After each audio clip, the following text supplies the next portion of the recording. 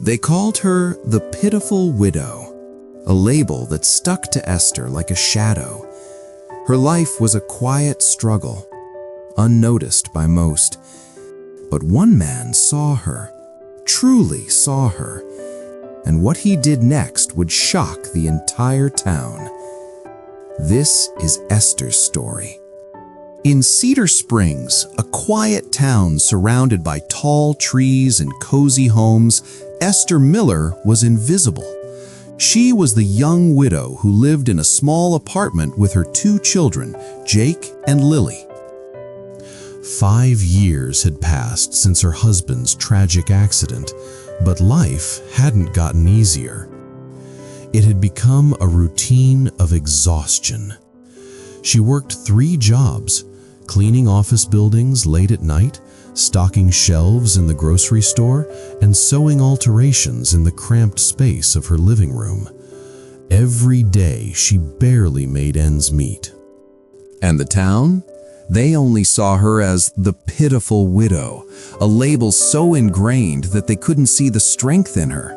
The women in the PTA, those who hosted brunches and ran charity events, would shake their heads and say, "Poor Esther, she'll never recover from that loss." But no one saw what Esther really was. Behind the worn-out jeans and the second-hand coats, there was a mother who loved her children fiercely. Every morning before the sun rose, she packed lunches with care.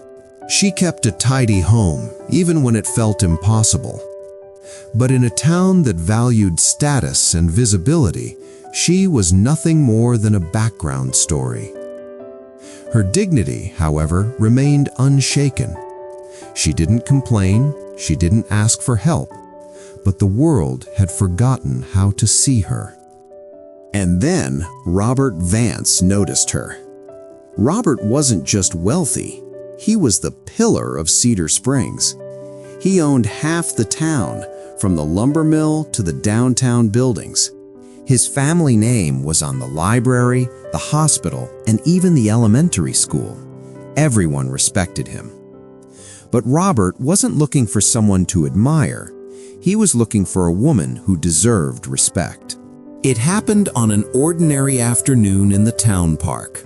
Robert was walking his dog when he saw Esther, not just standing by the swings, but sitting on a bench, helping Lily build a birdhouse from pine cones.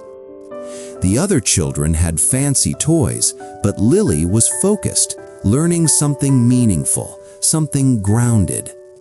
Robert didn't send flowers. He didn't send a check. He sent something simple, a high-quality sewing machine and a grocery gift card with a note for a remarkable mother. He didn't just give, he listened. He took the time to talk to Esther, to hear her dreams for her kids, her hopes for herself. For the first time in years, someone saw her as more than a story. Robert saw her as a woman of worth. But in Cedar Springs, the reactions weren't kind. The whispers started. At the salon, at the grocery store, in the local diner. Why is Robert wasting his time with her? Is he really that gullible? It was a storm of jealousy and judgment. Then an anonymous note arrived in her mailbox. Her hands trembled as she unfolded the paper. Know your place. It was a warning, thinly veiled as advice. And when someone vandalized a photo of her and Robert, scratching out her face, the attacks turned crueler. The town wasn't just gossiping anymore. They were trying to erase her. The ringleaders of this campaign? Brenda and Susan. They were the queens of Cedar Springs' social scene, and they didn't want their power to slip away.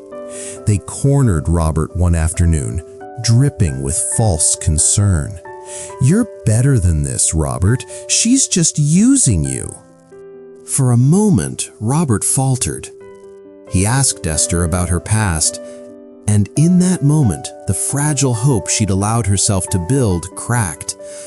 If you have to ask, then you never really knew me, she said, her voice trembling. The doubt stung more than the gossip. The attacks only grew more vicious.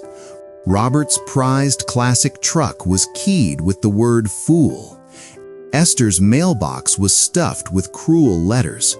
It wasn't just gossip anymore, it was a full-on campaign to drive her away. But truth has a way of rising to the surface. One day, Esther found a USB drive in her porch light. It was anonymous, but the contents were not. The footage from a security camera at the hardware store showed Brenda and Susan planting the vandalized photo on Robert's truck. The bullies were caught, their faces exposed in grainy black and white footage. Robert's anger was instant. This wasn't about him anymore. This was about protecting Esther. And it wasn't just about a love story. It was about standing up to a town that tried to shame a woman for being strong. Robert didn't hesitate. He stood by Esther publicly, loudly, and without fear. He moved her and her children into a secure house on his property.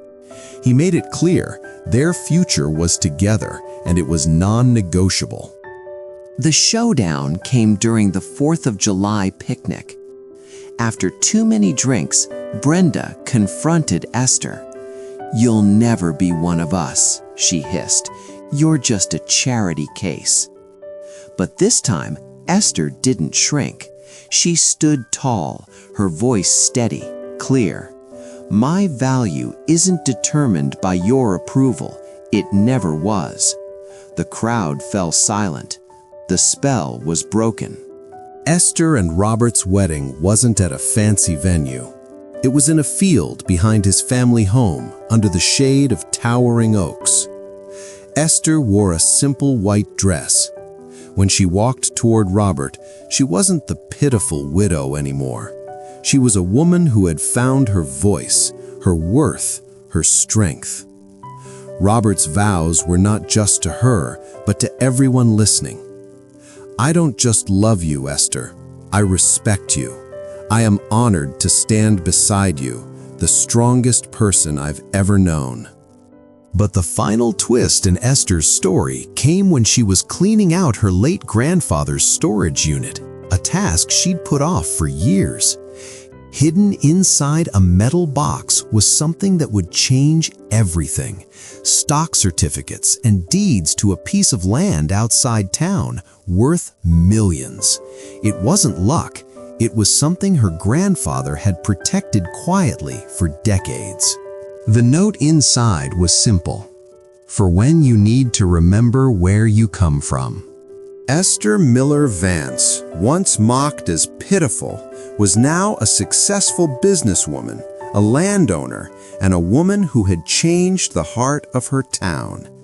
But she didn't use her wealth to settle scores.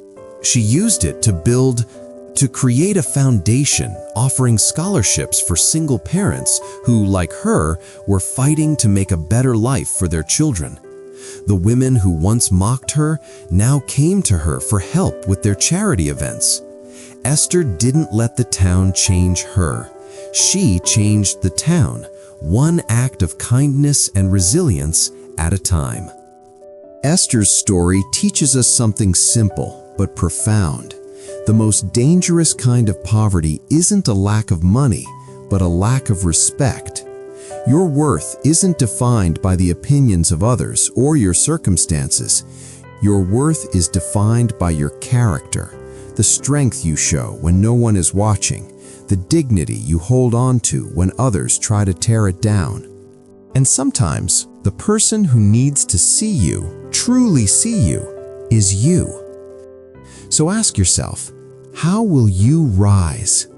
Will you let others define you, or will you stand up and show them the strength they didn't know was there?